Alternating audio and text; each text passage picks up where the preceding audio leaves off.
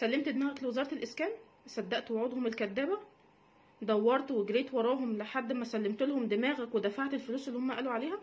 فضلوا يعشموك ويقولوا لك احنا هنديك شقة واحنا هنأمن لك مستقبلك انت وولادك وهنعمل لك اللي ما اتعملش في حياتك وهنرحمك من القانون الجديد. وبعد كده طلع كل ده فنكوش، طلع ده كله ملوش اساس من الصحة. ضحكوا عليك، خدوا شقة عمرك، ضيعوك، رموك في الارض. مش ده اللي احنا قلنا لك عليه من الاول؟ قلنا لك ما تقدمش، وقلنا لك ما تسمعش كلامهم، وقلنا لك الناس دي بتنصب عليك، وقلنا لك الناس دي بتبيع لك الهوا في اكياس، وانت برضو ما صدقتناش ومشيت وراهم وامنت بكلامهم وما كنتش مقتنع باللي احنا بنقوله لحد ما اتضحك عليك. استفدت ايه دلوقتي؟ لحد دلوقتي اهو عمالين يدوك في وعود وعمالين يقولوا لك في كلام فاضي وما بتستلمش. مش ده اللي حصل؟ كل يوم بتلف حوالين نفسك وبتسمع كلام من القريب والغريب ان انت اتنصب عليك وعلى فلوسك، والاخر ايه؟ ولا عارف تعمل حاجه. اشتريت سمك في ميه، صح؟ مش ده الكلام اللي انت بتسمعه من كل المحيطين حواليك؟ ده كل الكلام اللي عمال يحرق في دمك ويوجع في قلبك ليل ونهار؟ ده الكلام اللي عمال يجيب لك مغص باستمرار ومخليك ما انتش عارف حتى تفرح ان انت مستني الحاجه اللي بتحلم بيها طول عمرك؟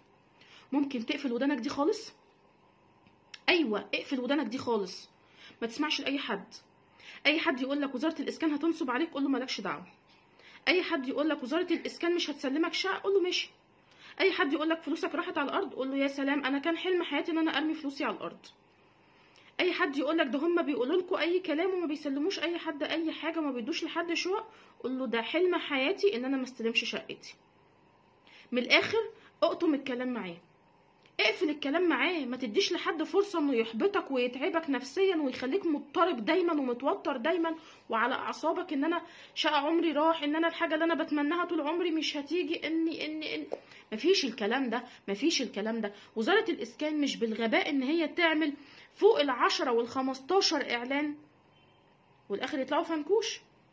طيب على اعتبار ان الوزاره بتنصب على الناس، هل الملايين اللي عايشه في الدوله دي مغفله؟ هل احنا كشعب كلنا مغفلين؟ يعني لو هم نصبوا في الاعلان الاولاني هنستنى ان هم ينصبوا علينا في الاعلان التاني وفي التالت وفي الرابع وفي الخامس وفي العاشر انهو عقل وانهو منطق بيقول الكلام ده؟ يا جماعه يا جماعه يا جماعه بطلوا تسلموا دماغكم لغيركم. بمعنى انا دلوقتي لقيت اعلان نازل تبع وزاره الاسكان عن شقق، ورحت قدمت، وقفت في طابور طويل عريض عشان اعرف اخد كراسة الشروط، وقدمت على النت وقدمت ودفعت جدية حجز وعملت كل الحاجات اللي ممكن تتعمل. خلاص انا دلوقتي في مرحلة ان هما بيدرسوا ورق يشوفوا الدنيا فيها ايه عشان بعد كده ينزل استعلام، الخطوات الطبيعية. ما اديش فرصة لحد بقى ان هو يعكر صفو المرحلة دي. بمعنى انا واحدة كنت من الحاجزين في يوم من الايام وحاليا من ضمن الملاك، انا كنت عارفه المرحله دي فيها مشاعر مختلطه ازاي، كان كلها احاسيس عكس بعض. اللي هي شويه احساس يقول لي انتي اتنصب عليكي، شوفي انتي قعدتي قد ايه على ما استلمتي، ده عدى شهر والتاني والتالت، ده عدى سنه والتانيه، انتي اتنصب عليكي. احساس تاني بيقول لي يا خساره الفلوس اللي انتي رميتيها في الارض، ده انتي كنتي حطيتيها في اي حاجه بقى كده واستفدتي بيها وخلاص بدل ما انتي اتضحك عليكي. احساس تالت بيقول لي طب ما هو كده كده انتي كنتي بتدفعي فلوس، بدل القانون الجديد اللي انت عماله تدفعي فيه على الفاضي، اديك يا ستي قدمتي في حاجه هتبقى ملكك وملك عيالك بعد كده. احساس رابع بيقول طب انت خسرانه ايه؟ سواء كنت قدمتي او لا فانت كده كده قاعده في قانون جديد، فخلاص قاعده بقاعده يبقى ادور على حاجه مستفيده بيها. احاسيس كتير وكلام خارجي كتير قوي. حد من هنا هيقولك انت اتنصب عليك ويسممك بالكلام ويخليك دايما مش طايق نفسك، هتلاقي حد تاني بيدعمك وبيقولك انت صح. دايما اسمع لاحساسك. بمعنى انا فيا عين وراس، بمعنى ان انا انسان ربنا كرمني بالتفكير، اشغل دماغي. انا خسران ايه؟ ولا حاجه، ولا حاجه. تحت اي ظرف من الظروف انا مش خسران. ربنا اراد وخدت شقتي، الحمد لله، فضل ونعمه، استفدت. ربنا ما ارادش وتحت اي سبب من الاسباب، وده على فكره بقى نادرا، يعني حاليا هم مش بقوا شغالين ان هم يسلموا كل الناس على الرغم من الاعداد المهوله اللي بقت بتقدم، هم بقوا شغالين ان هم يسلموا اكبر قدر من الناس. بس طبعا دي بتخضع لاختبارات وفرز وحاجات كتير جدا، هم ده شغلهم، هم اللي يعرفوا فيه مش احنا.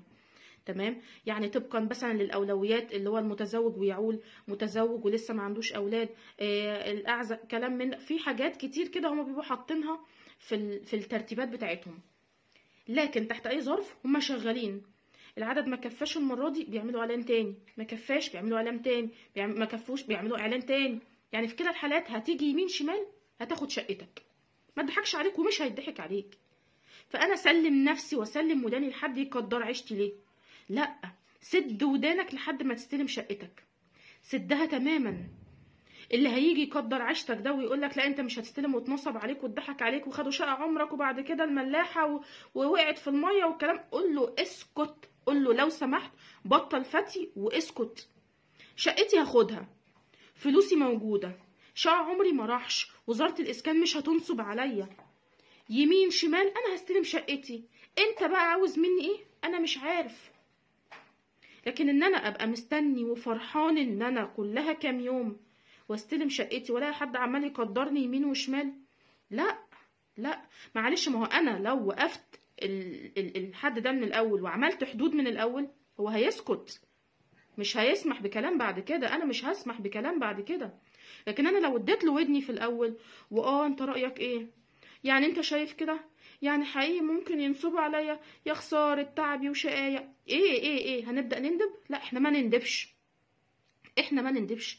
غيرك وغيرك وغيرك وغيرك وغيرك استلموا وعاشوا واتهنوا، والشقة اللي خدوها ب100,000 بقت دلوقتي ب200,000، واللي خدوها ب200,000 بقت دلوقتي ب400,000، واللي خدوها ب400,000 بقت ب800,000.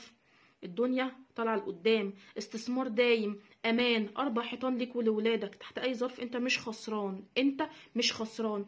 لكن طول ما انت مسلم ودانك لغيرك وسايبه يلعب بيك ويقول لك كلام يسمم بدنك بيه 24 ساعة، فانت اكبر حد خسران.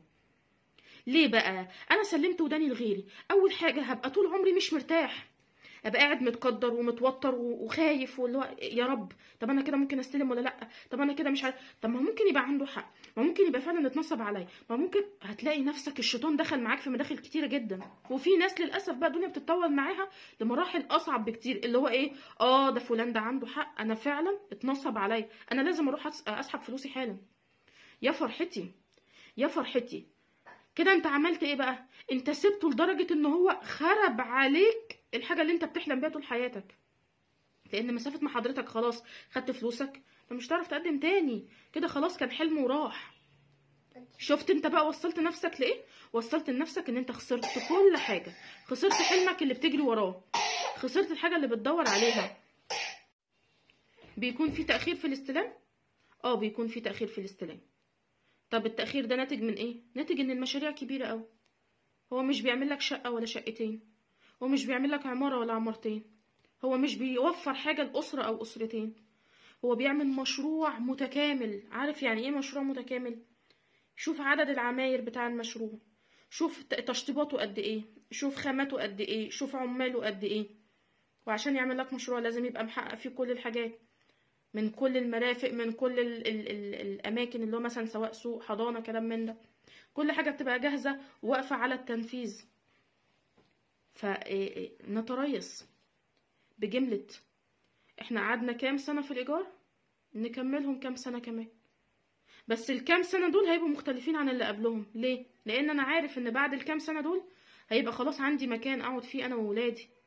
غير قبل كده أنا كنت قاعد بدون هدف، قاعد بدفع فلوس على الفاضي، قاعد تحت رحمة المالك على الفاضي.